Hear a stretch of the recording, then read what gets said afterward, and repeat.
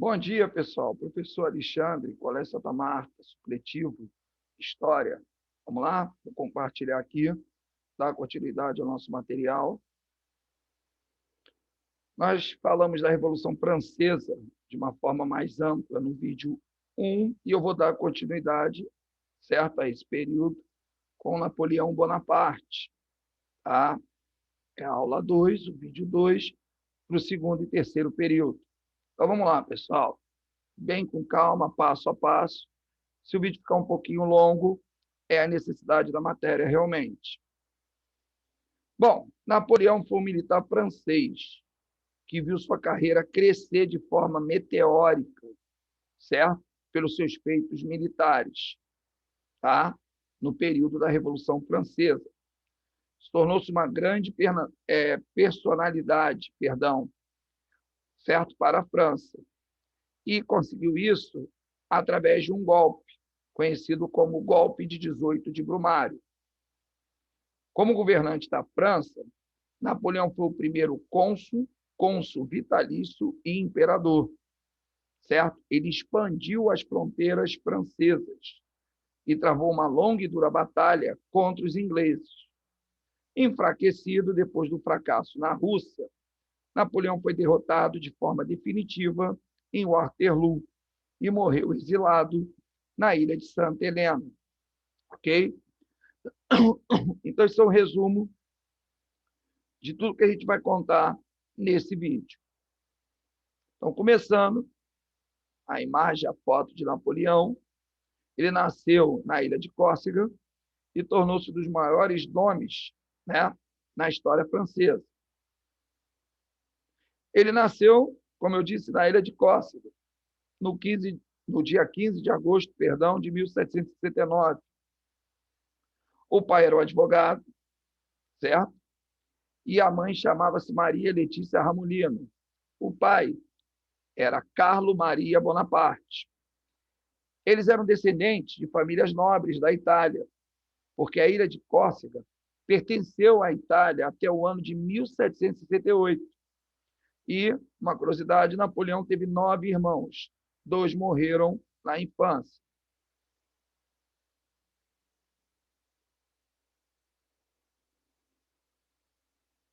Continuando, a posição social da família dele permitiu que ele tivesse acesso a uma boa educação, sendo matriculado inicialmente em uma escola religiosa.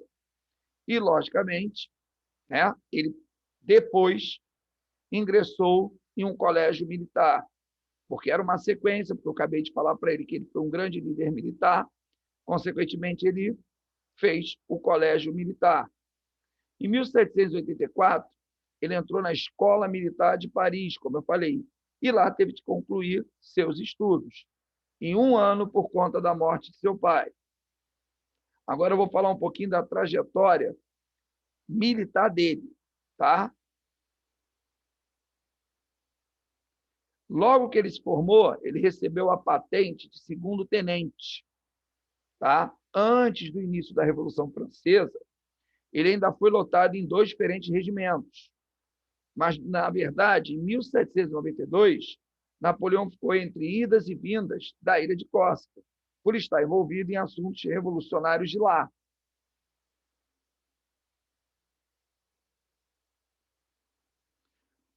Os assuntos que ele estava envolvido tinham a ver com o quê? Com o movimento revolucionário de Córcega, da onde ele vivia, certo? Que queria autonomia e menos controle do governo francês na ilha.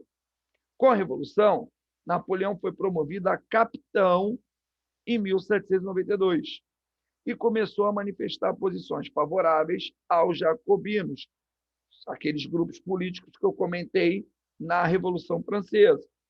Um dos grupos que conduziu a revolução do país. Então, eu falei para vocês, girondinos e jacobinos. Nesse momento, certo? Quem conduzia a revolução eram os jacobinos. Isso tudo ocorreu em 1792. Napoleão se aproximou de Augustin, Robespierre, irmão de Maximilien Robespierre, o líder dos jacobinos. No ano seguinte, Napoleão já conseguiu ser nomeado como comandante da artilharia de um batalhão que atacou Toulon. Para tu ver a capacidade de crescimento militar dele, de patente a patente, num período curto de tempo, tá? E ele foi interceder em relação a uma cidade que tinha se rebelado contra o governo de Robespierre. Napoleão liderou esse ataque, teve grande sucesso, conseguindo conquistar a cidade, fazendo com que seu nome fosse bem visto pelos jacobinos em geral. Quer dizer, ele ganhou importância, influência. Ele ainda garantiu uma promoção para general de brigada e foi nomeado para comandar a artilharia de um batalhão que estava na Itália. Tá? Além disso, ele teve uma pequena participação nas batalhas contra a primeira coalizão. Ou seja, ele estava sempre envolvido, ano a ano, né, em conflitos. E, claro, adquirindo sucesso. Porém, em 1794, aconteceu a reação termidoriana, um golpe realizado pelos girondinos contra os jacobinos, aquela questão dos grupos políticos. Os girondinos rebelaram-se, tomaram o poder na França e voltaram-se contra as lideranças jacobinas, certo? A proximidade de Napoleão com os jacobinos fez com que ele fosse preso, ok? Início. Só que a prisão dele durou por pouco tempo. E em 2 semanas depois, ele tinha sido solto. Por que ele foi solto? Porque a França não podia perder as habilidades militares dele, certo? Eram muito valiosas. A França precisava dele naquele momento, mesmo estando, a princípio, do outro lado. Napoleão foi convidado a planejar um ataque na guerra travada contra os austríacos. No final de 1795, a situação dele deu uma reviravolta pelos acontecimentos em Paris. Em 1795, uma revolta de monarquistas eclodiu em Paris, certo? E um dos mais destacados girondinos convidou Napoleão para liderar as tropas, para fazer a proteção do palácio. Napoleão foi responsável por controlar a revolta, matando milhares deles e garantindo a estabilidade e segurança da convenção. Com isso, ele vem ganhando mais prestígio, mais destaque. E ele, claro, conquistou uma promoção, tornando-se comandante do Exército do Interior e ao comando de uma tropa que já estava instalada na Itália. Esses novos cargos permitiram que Napoleão tivesse acesso a assuntos políticos, entendeu? De grande importância. Então, ele começou a ter acesso a isso. E vocês vão entender isso mais à frente. Chegando aqui na metade do conteúdo, agora a gente vai ver a ascensão dele também no âmbito político, porque ele vai chegar ao poder. Em 1796, a ascensão dele foi meteórica. Cada vez mais os feitos militares permitiam que ele se tornasse uma personalidade conhecida em toda a França, certo? E o seu nome foi cogitado para governar a nação. Nesse mesmo ano, ele assumiu o exército da Itália, uma tropa francesa instalada na Península Itálica, e transformou em uma grande força, fazendo com que esse exército conquistasse muitas vitórias e batalhas contra tropas austríacas, que eu tinha falado lá na frente. A vitória de Napoleão contra a Áustria, quer dizer, uma sequência de vitórias, forçou a liderança da primeira coalizão a procurar negociar a paz com os franceses. Então, olha os feitos dele, sempre em destaque. As negociações resultaram no Tratado de Louvain, assinado em abril de 1797, certo? E nele o imperador Francisco II decidiu ceder os Países Baixos austríacos e a Lombardia para os franceses. Quando Napoleão retornou à França, foi recebido como herói pelos feitos no campo de batalha. Quer dizer, a ascensão dele já era nível máximo. Bom, agora vamos falar o que eu falei lá no início, o lado político. ele estava se tornando uma figura influente no país. E ele, claro, próprio, fazia questão de aumentar a sua influência. Ele, inclusive, fundou 2 jornais da França, e as publicações garantiam publicidade da sua personalidade. O crescimento da influência de Napoleão chegou a chamar a atenção do Diretório, que era a instituição que governava politicamente a França. Em 1798, Napoleão decidiu ir para o Egito, inaugurando uma campanha militar que tinha como objetivo prejudicar os interesses comerciais da Inglaterra, certo? No geral, as campanhas de Napoleão no Egito e na Síria foram fracassadas, porque ele não conseguiu desalojar o grande inimigo da França, a Inglaterra, e nem manter contato com a Índia. Então, ele acabou ficando no meio do caminho nas 2 situações, certo? Mas, no entanto, a presença francesa no Egito tornou-se muito conhecida pela conquista de Alexandria e pelo incentivo ao estudo da antiguidade egípcia, que foi dado por Napoleão Bonaparte, certo?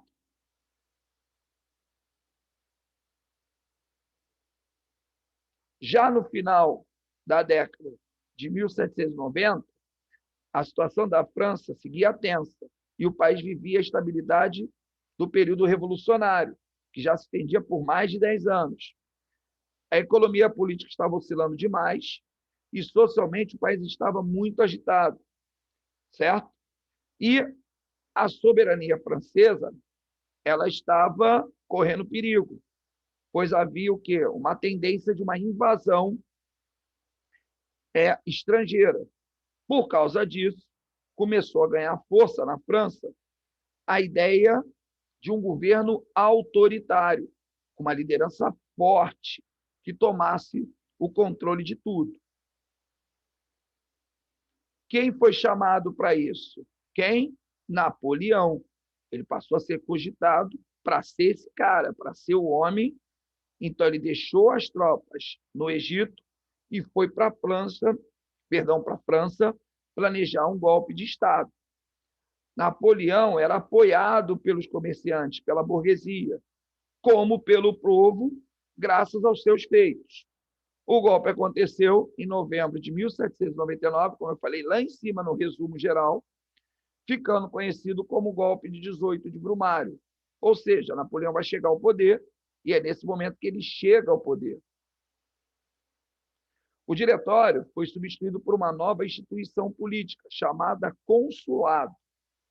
E o governo da França seria liderado por 3 cônsules, entre os quais Napoleão foi nomeado para ser o primeiro cônsul e, portanto, a figura mais poderosa do governo francês, certo? O governo dele, pessoal, foi igual a ele, autoritário, mas conseguiu resolver problemas pontuais da França. Como governo autoritário, ele perseguiu seus opositores, promoveu a paz com as nações que estavam em guerra contra a França, criou um novo sistema de impostos, inaugurou o Banco da França, certo?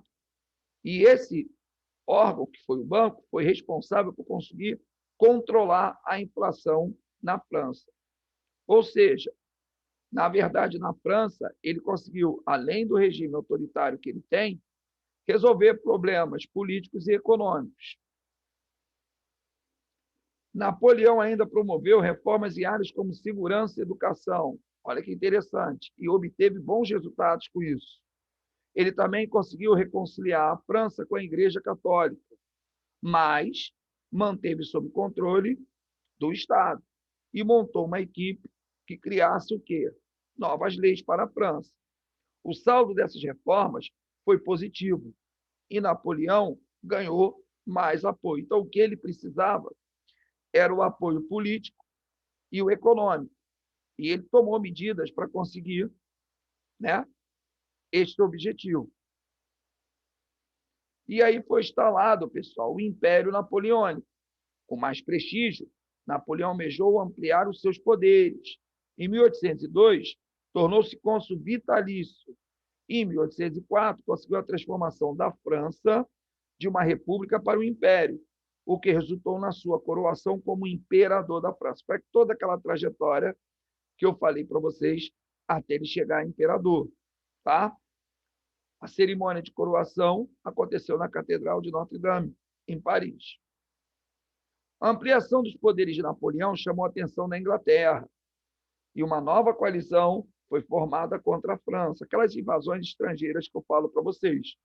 Enquanto os inimigos da França preparavam-se para uma nova guerra, Napoleão também investia no fortalecimento do seu exército, com o objetivo de ampliar o poderio da França na Europa.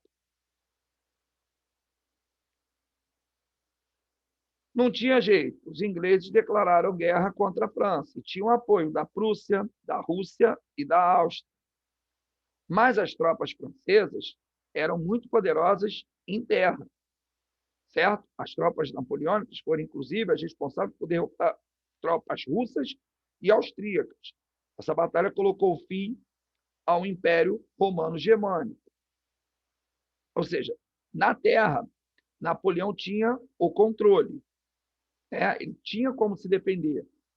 Mas pelo mar, as tropas napoleônicas foram derrotadas em Trafalgar, no ano de 1805, criando um cenário que os franceses não tinham poderio para invadir o território dos britânicos, porque aí tem que ir pelo mar.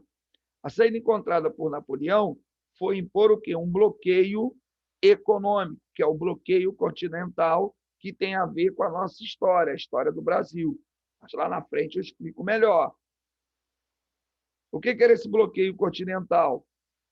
Era o quê? Impedir qualquer tipo de atividade comercial com os ingleses.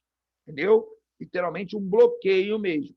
E aí a gente vai entender como é que Portugal entra nesse cenário. Aqueles países que não obedecessem às ordens francesas seriam militarmente invadidos. E Portugal, olha Portugal aí, foi uma dessas nações. A recusa portuguesa em aderir ao bloqueio levou tropas francesas a invadir o país em 1807, forçando, olha o Brasil entrando aí, a família real portuguesa a fugir de Lisboa para onde, pessoal? Para o Brasil. Foi a chegada da família real portuguesa no Brasil. Aí veio o grande problema de Napoleão. Em 1812, ele quis invadir a Rússia, porque os russos também quebraram o bloqueio. Napoleão organizou uma tropa com 600 mil soldados que foram para Moscou, sem obstáculo nenhum. No entanto, o precário sistema de distribuição de suprimentos, quer dizer, a questão da logística, somada à dureza das condições encontradas na Rússia, a questão climática, fez com que Napoleão tivesse uma derrota acachapante, certo? E aí começa, né, o declínio. A derrota na Rússia enfraqueceu as tropas francesas e desmoralizou Napoleão. Os territórios ocupados pela França no continente europeu começaram a rebelar-se, até uma nova coalizão fosse formada. Tropas austríacas, prussianas e russas invadiram o território francês, forçando Napoleão a se render.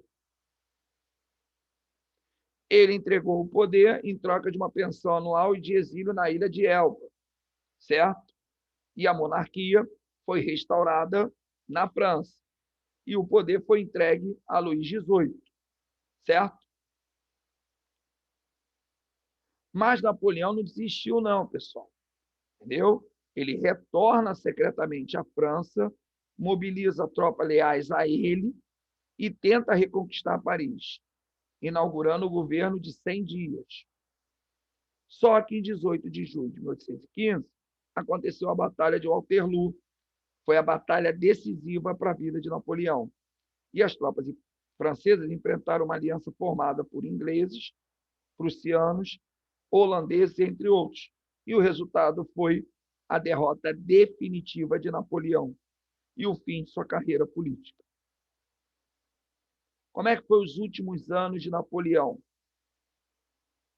A ilha de Santa Helena foi o último exílio dele e o local onde ele faleceu em 1821. Ok? Ele ficou nessa ilha, né? Que ficou sob intensa vigilância dos ingleses. A saúde dele foi se deteriorando Ele teve um câncer no estômago e faleceu no dia 5 de maio de 1821.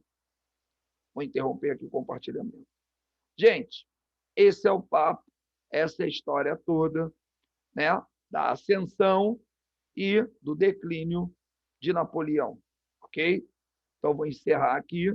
Gente, um grande abraço. Desculpe se ficou um pouco longo, mas a gente contou a trajetória desse líder francês, ok?